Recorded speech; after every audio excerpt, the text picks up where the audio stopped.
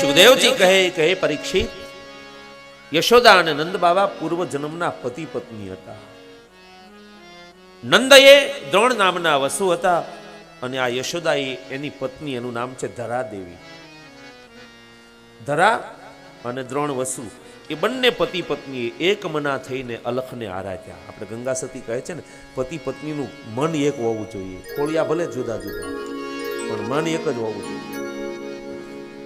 અને પતિ પત્નીનું મન એક હશે ને તો જ એને ત્યાં કૃષ્ણ જેવો દીકરો થશે. બાકી 36ના આંકડા હશે ને તો હારા દીકરા નહીં થાય. તગડાનું મોઢું આમ ને છગડાનું મોઢું આમ એટલે 36. પતિ પત્નીનો મેળ જ ન હોય. ઓલો બોલે તો ઓલી ન ગમે ને ઓલી બોલે તો આને ન ગમે. ચક્કર વકર જ હાલતું હોય ઘરમાં. ભાયા નો અમુક એવો અમુક ને તો ઘરે પુરુષ જાય ત્યાં તો આમ ડોળા કાઢીને કે લે આવ્યા, નો આવવું, આવ્યા તો ભલે આવ્યા, મુંજાન રમાડો. બોલો કે હું થોડો મુંજાન રમાડું, મને નો આવડે. અરે નો આવડે તો વાંદરા થાવ. એ મૂછવાળો માણસ વાંદરો થાય. બોલો, છોકરા રમાડે ગીતી ડીગી ડીગી ડીગી. એટલે હવે આમાં ક્યાં હારા દીકરાની આશા રાખી? પણ એક મના થઈને તમે એ અલખને આરાધો તો, એક મના પતિ પત્ની અલખને આરાધો તો નકળંક પ્રસન્ન જોને એ થાશે જી.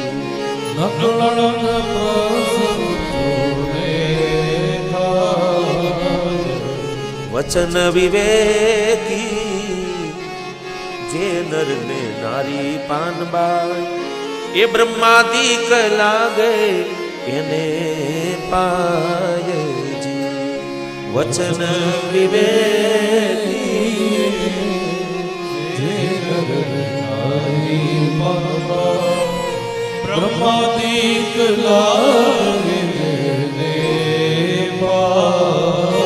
પતિ પત્ની એક વચની હોવા જોઈએ. પતિ બોલે કે આમ થવું એટલે એની પત્ની કહે હા તમે કહો એમ. અને ક્યારેક બહેનો એમ કહે કે એના સ્વામીને કે આપણે આજ આમ કરવું, તો એનો પતિ હરખ સાથે હા પાડી દે કે હા એમ થવું. આ એક વચન.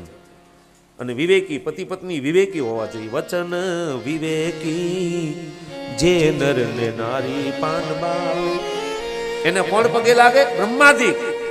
હા, પછી માણસો તો પગે લાગે, પણ બ્રહ્માજીને એમ થાય કે લાવ આ બે જણાને હું પગે લાગી. આવું જીવન આ દ્રોણ વસુ અને ધરાદેવી જીવતા.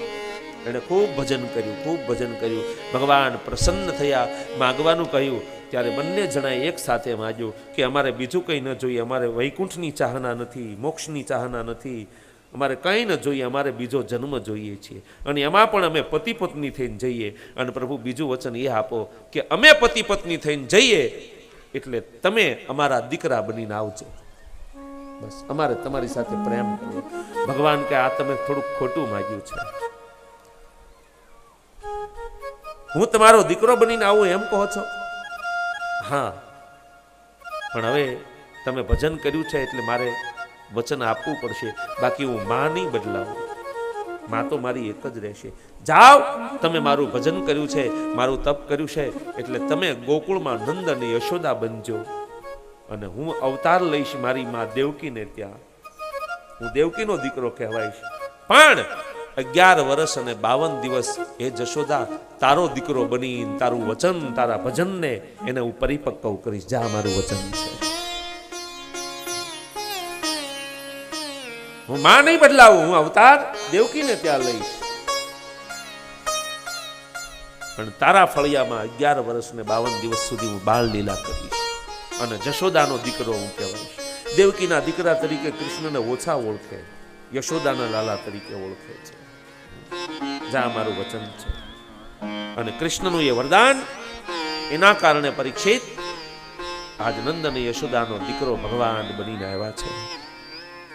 એ મારા દ્વારિકા નાથ વાલા કૃષ્ણ મોરારી